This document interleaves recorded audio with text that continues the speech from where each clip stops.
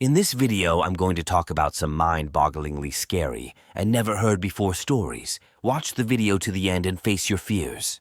Mr. Night Stories present. My story took place about 10 years ago. My friend Jake and I grew up together. We were best friends for as long as I can remember. We always sat by each other at school. We hanged out during recess. We played video games together. We were very, very close. We even decided to go to the same college together. I thought Jake could have gotten into a much better school than me, but like me, he wanted us to have the experience together. When the time came for us to leave for college, we left a few days before we had to be there and made it into a road trip. We gave ourselves 3 days worth of driving to get there. Now, neither Jake nor me had ever driven that long of a distance before, so it was quite an adventure. We thought it would be cool to see some of the countryside before having to buckle down and study. The second day, we were driving through the mountains. It was a new experience too, because I'd never done it. I think I felt sick a lot of the time, and it likely had to do with the elevation. However, towards the end of the day, something went wrong with the car. I was driving and it suddenly seized up. I had trouble even getting it off the road. Jake and I couldn't really figure out what to do with the car. It was beyond our expertise. We were also in a bad area as far as cell phone signals were concerned. We didn't know how far away we were from a gas station either, so we decided that one of us would hitchhike to a gas station and get some help. All of our belongings were in the car and in the trailer to the car, so one of us had to stick with the car. Jake decided that he would be the one to go and find help. It took a while before a car picked him up. By that point, there wasn't much sunlight left, so I just sat in the driver's seat and waited. The sun went down. A state trooper at one point pulled up to the car and I had a chat with him. I let him know what was going on and that my friend had hitched a ride to try and get help. He took some information and said he would drive to the gas station to see if my friend had gotten there. Apparently, about 30 miles away, there was a gas station with a garage, and they could have towed our car for us. The officer asked how long I had been waiting, and I let him know at that point that it had been over 3 hours. This would have time enough for the car with my friend to go to the gas station, get the tow truck, and be back 3 times over. When the officer left, I was concerned. When the officer was gone a long time, I was more concerned. It was dark out, and for the first time, I truly felt alone. It was an odd, unpleasant feeling, but I also sort of felt that I didn't want the officer to come back because I somehow knew it would be bad news. It was nearly 2 hours later that the officer came back. He had the tow truck with him, and I was relieved. I was sure that Jake was with them. However, when the officer came to my car, Jake wasn't with him. He informed me that no one had stopped at the gas station to get a tow. He also checked to see if anyone had seen the car with Jake in it. No one was able to pull it up from memory. The car was towed.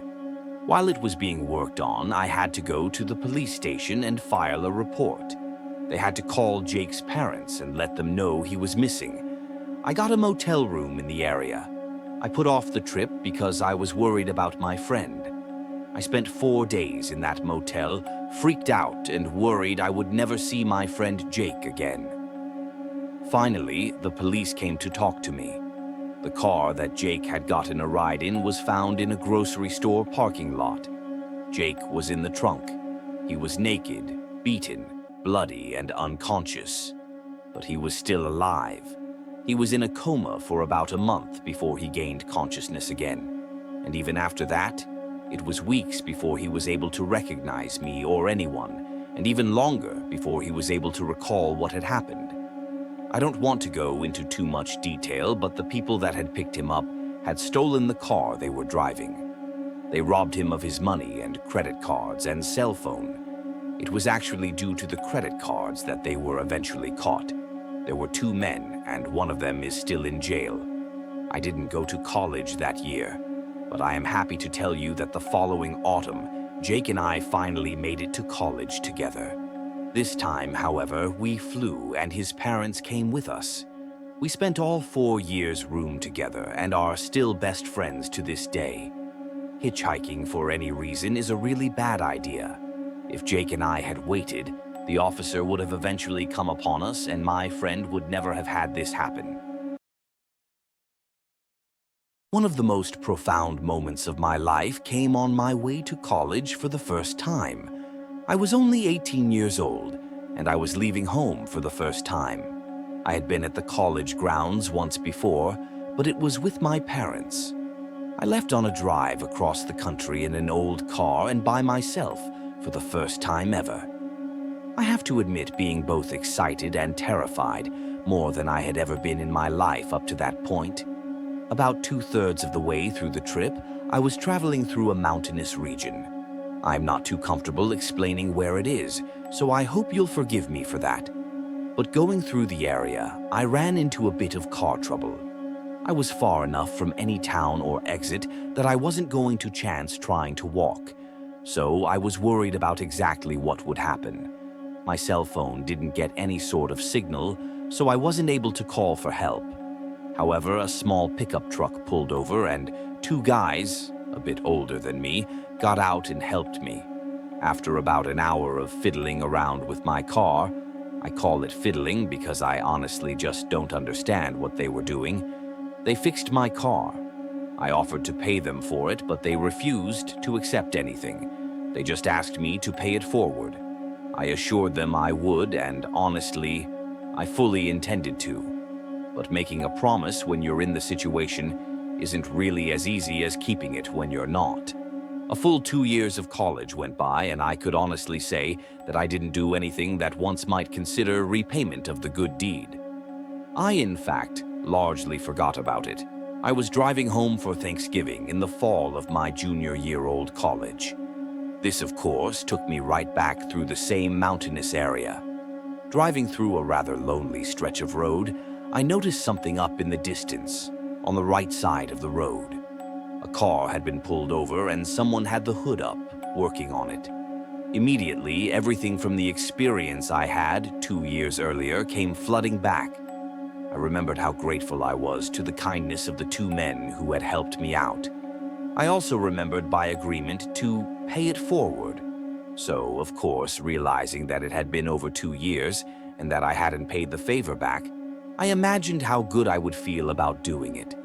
Still, with all the thought, I didn't decide right away. I was going downhill on the road, and the car was on the uphill side right before I was to hit a tunnel. I probably changed my mind back and forth before ultimately decided to stop and help. And the decision was made only seconds before I actually stopped the car.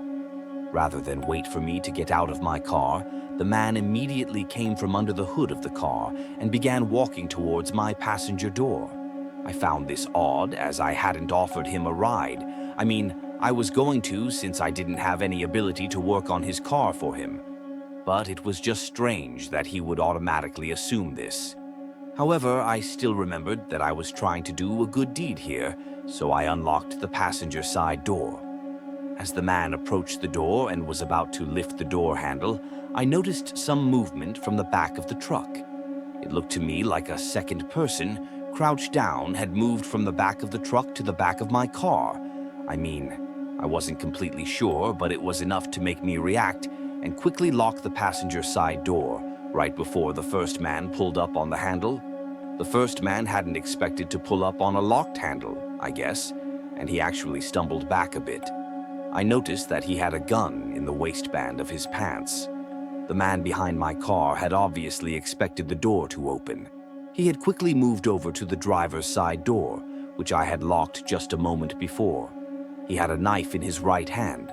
I saw the first man reach for his gun, but not before I hit the gas and took off past the 2 men and into the tunnel. I watched back as long as I could, and I did see them get into their car. I kept expecting them to follow me into the tunnel, you know, to give chase to me, but they never came after me. All I can think of is that they were scared of being caught, whatever the hell they were up to, turned and left in the other direction. I guess maybe I was a bit too literal in my promise. I was simply asked to repay a good deed by paying it forward. I thought that this meant that I had to help someone else whose car was broken down. This almost got me hurt and maybe killed. When I got back to school, I volunteered at a soup kitchen for the rest of the year. I was able to do a good deed which was, in fact, not life-threatening in any way. This happened back when I was a teenager. My best friend turned 16 and his parents went and bought him a car. Well, once that happened, we were always out driving somewhere. I mean, if you had a car around when you were that age, you'd understand what I mean.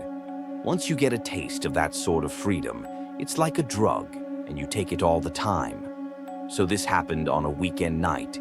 We had gone and grabbed a bite to eat. Neither of us really felt like going home. We lived in a suburban area, and we weren't really supposed to drive too far away. We also were not supposed to drive on the freeway either. However, we were bored teenagers, and we figured that there was no way that our parents would figure out what we had done, so we got on the freeway and thought we'd take it to the city.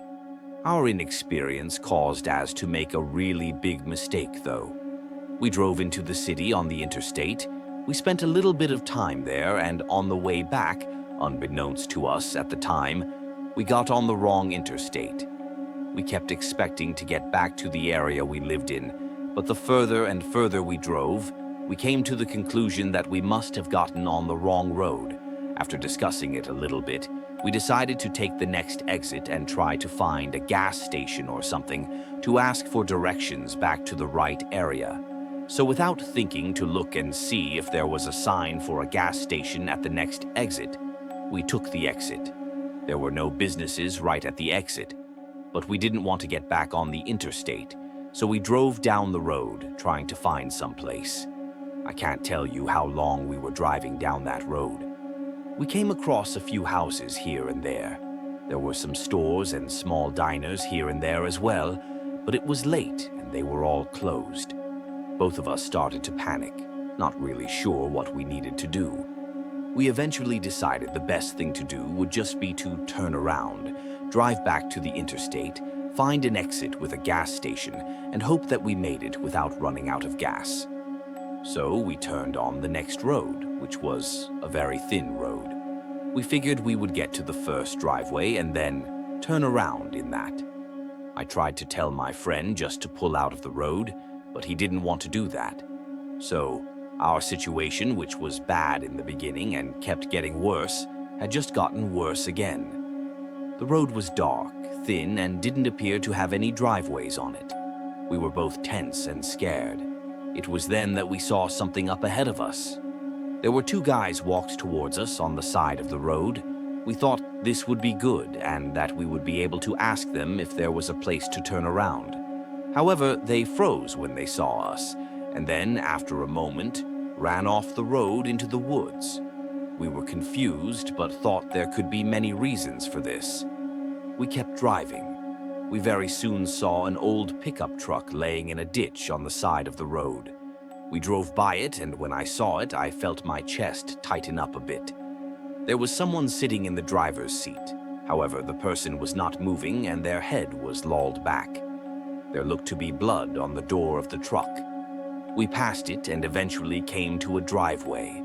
We used it to turn around and drive back.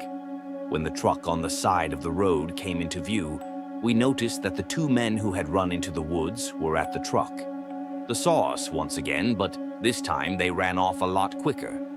When we drove up to the truck, it was much more obvious this time that whoever was in the driver's seat was dead. This time, the truck was on my friend's side of the car. When he noticed it, he just hit the gas and drove as quickly as he could. We got off the road, took the name of the road, and drove back to the interstate. The next exit had a gas station. We went there and asked the attendant to call the police. The police had to call our parents, and we got chewed out big time for having driven so far away, and the man in the truck was indeed dead. And it wasn't in a car wreck. He was stabbed several times in the chest, and we had no doubt that the men who killed him were the two guys that twice ran away from us when they saw us coming. Even though the guys fled both times, it was still terrifying to think that they were so close to us on that thin, poorly lit road. We also wondered if they lived in the driveway we came across, but we don't know. All we do know is that a wrong turn can lead you somewhere you really, really never want to go.